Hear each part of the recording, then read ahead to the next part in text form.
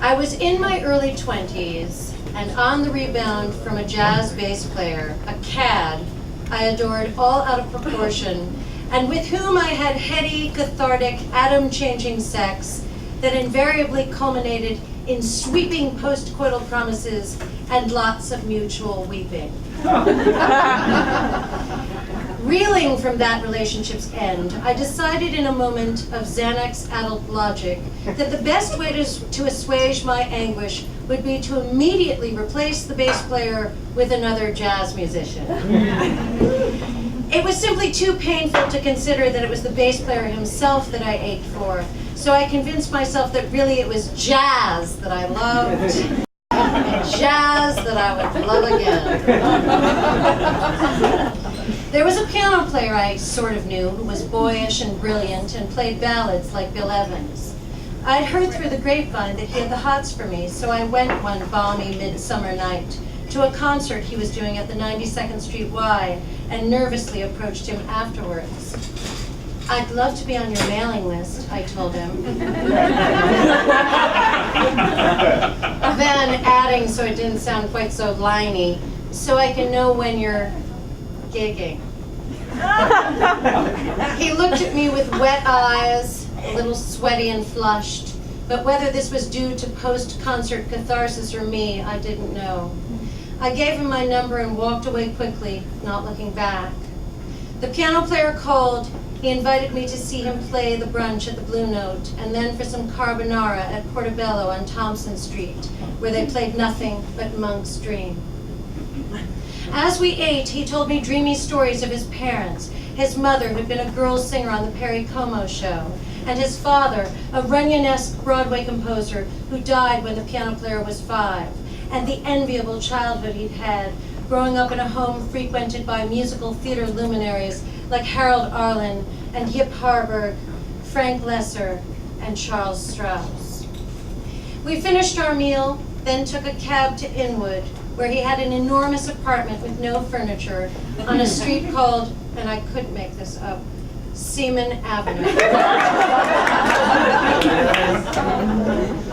In his bedroom, there was a Steinway Grand, a mattress on the floor, and soundproofing stuff on the walls that looked like egg containers. We kissed, and it was nice. A little saliva heavy but tender, which made me feel happy and at the same time strangely sad.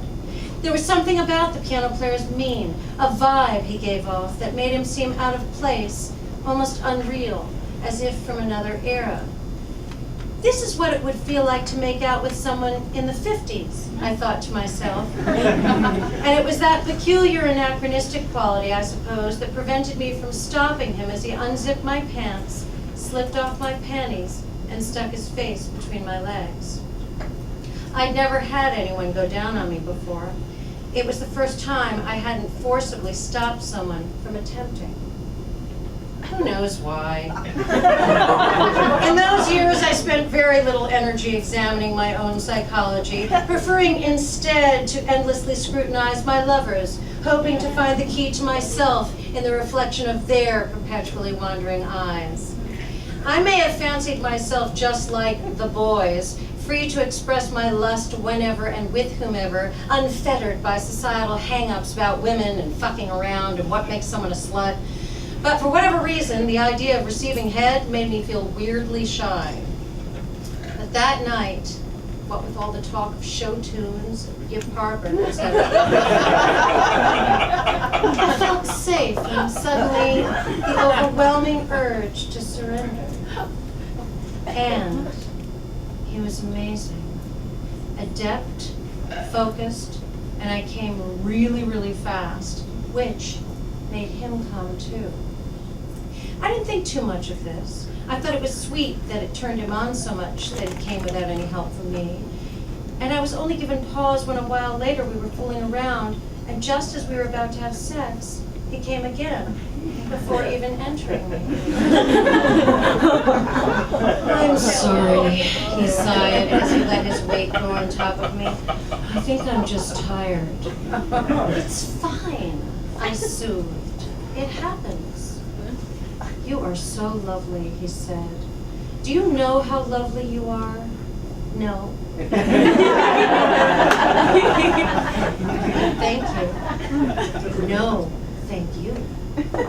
he said, and then we fell asleep.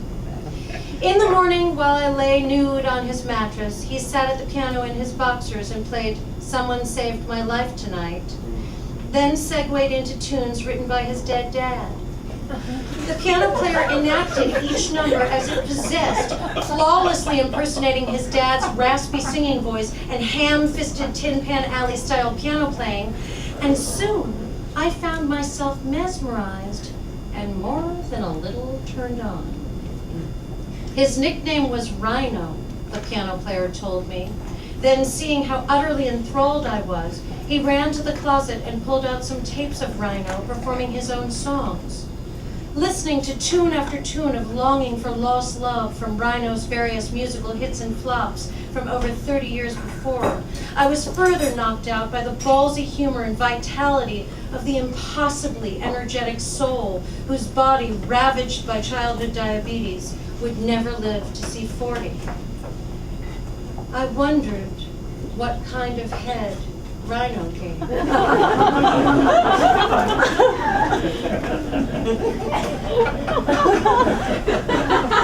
I wondered what it would have been like to have Rhino fuck me. Chicks loved Rhino, announced the piano player as if reading my mind. He screwed every chorus girl on Broadway. I lay down next to the piano player, fixing my gaze on the soundproofing stuff as he regaled me with more stories of his cocksmith father.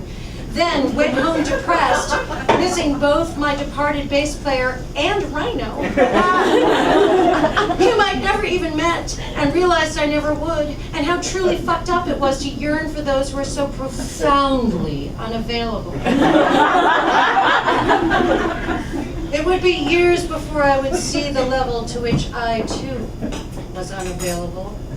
How much I used sex to distance, that what I thought was running toward love was in fact fleeing in the other direction. The piano player's premature ejaculation issues would never be resolved. And despite our most wholehearted attempts, including sessions with a Park Avenue sex therapist, our relationship would never be consummated. What ensued in the months that followed that first night on Seaman Avenue were fruitless attempts to stave off the inevitable, after which I'd lie on the mattress, mooning over Rhino's tapes. Occasionally, the piano player would go down on me, but even then, I could think only of Rhino. And it was because of Rhino that I couldn't break up. Impossible as it may be, I had fallen in love with him, my boyfriend's dead dad.